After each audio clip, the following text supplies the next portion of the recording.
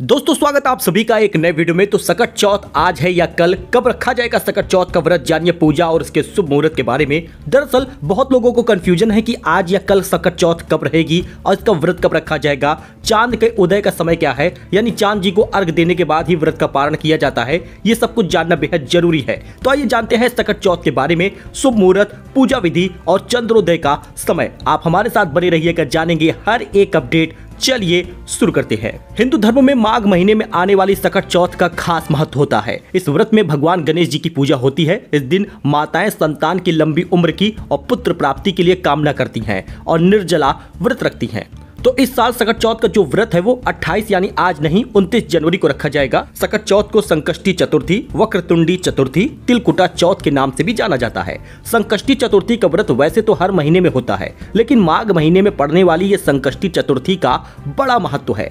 सकट चौथ में शुभ मुहूर्त क्या होगा, आइए इसको फटाफट जान लेते हैं। दरअसल चतुर्थी तिथि जो प्रारंभ हो रही है वो 29 जनवरी को सुबह 6:10 पर शुरू हो रही है। इससे बेहतर, इससे अच्छा मुहूर्त हो ही नहीं सकता।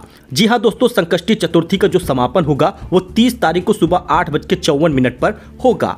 यानी कि ये एक सबसे अच्छा मुहूर्त है जब सुबह सुबह 29 जनवरी को ही चतुर्थी तिथि का प्रारंभ हो जाएगा और उसी समय आपको व्रत रखना है। आपको बता दें, चंद्रोदय का जो समय है वो रात 9:10 का है। यानी कि आप चांद जी को अर्घ देने के बाद ही व्रत का पारण करेंगी। तो ऐसे में हम आपको जरूर बताएंगे कि चांद निकलने का समय क्या है। सकट चौथ की पूजा विधि सबसे पहले जान लीजिए। जी हाँ दोस्तों, इस दिन प्रातः काल उठकर आपको स्नान करने के बाद लाल वस्त्र धारण करना है। पूरे विधि विधान से भगवान गणेश जी की पूजा करनी है। पूजा के वक्त गणेश भगवान के साथ माँ लक्ष्मी की मूर्ति रखिएगा। दिन भर निर्जला उपवास आपको रखना है। रात में चांद को अर्घ देकर व्रत का पारण करना है। इसके बाद गणेश जी की पूजा कर फलाहार करिएगा। फलाहार में सेंधा नमक इस्तेमाल नहीं करना। आपको बता दें, व्रत का पारण बेहद जरूरी होता है और ये सिर्फ चांद को अर्घ देने के बाद ही होता है। सकट चौथ का बहुत महत्व है। ऐसी मान्यता है कि जो माताएं सकट चौथ के दिन निर्जला व्रत रखती हैं, पूरी श्रद्धा से गणेश जी की पूजा करती हैं, उनकी संतान हमेशा निरोगी रहती है और ये सच भी है।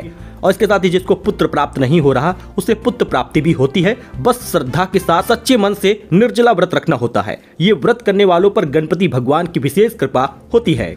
कहा जाता है कि इस दिन भगवान गणेश की पूजा कर ली जाए और चंद्रमा जी को अर्घ दिया जाए तो सारी मनोकामनाएं पूरी होती हैं। सच्चे मन से व्रत को रखती हैं और चांद को अर्घ देकर चांद की पूजा करके ही व्रत तोड़ती हैं। तो ये आज नहीं है, 29 जनवरी को रहेगा। शुभ मुहूर्त मैंने आपको बता दिया है, सुबह 6:10 से शुरू हो जाएगा। आई होप कि आपको जानकारी पसंद आई होगी। कोई कंफ्यूजन हो तो कॉमेंट करिएगा। मिलते हैं नए अपडेट में। धन्यवाद।